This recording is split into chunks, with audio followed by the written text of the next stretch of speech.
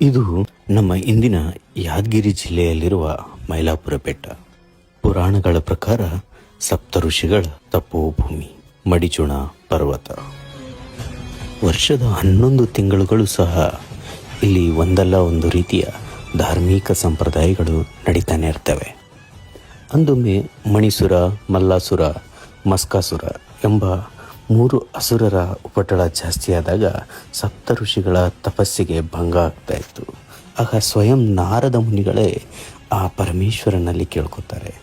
ಆಗ ಆ ಶಿವ ತನ್ನ ಪತ್ನಿ ಪಾರ್ವತಿ ಹಾಗೂ ಗಂಗೆಯೊಡನೆ ಈ ಭೂಮಿಗೆ ಬಂದಿಳಿತಾನೆ. ಇಲ್ಲಿಯೇ ಆ ಅಸುರರ ಶಮನ ಮಾಡ್ತಾನೆ. ಹಾಗೆ ಮೋಕ್ಷ ಪಡೆದ ಮಲ್ಲಾಸುರ ಮೈಲಾರಲಿಂಗನ ವಾಹನವಾದ ಕುದುರೆಯಾಗಲು ಬಯಸಿದರೆ, ಹಗ್ಗಾಸುರ ಅಥವಾ ಮಸ್ಕಾಸುರ ಬೆಟ್ಟದ ಮೇಲಿನ ತುಪ್ಪದ ದೀಪವಾಗಿರುವ ನಂದಾದೀಪವಾಗಲು ಬಯಸ್ತಾನೆ.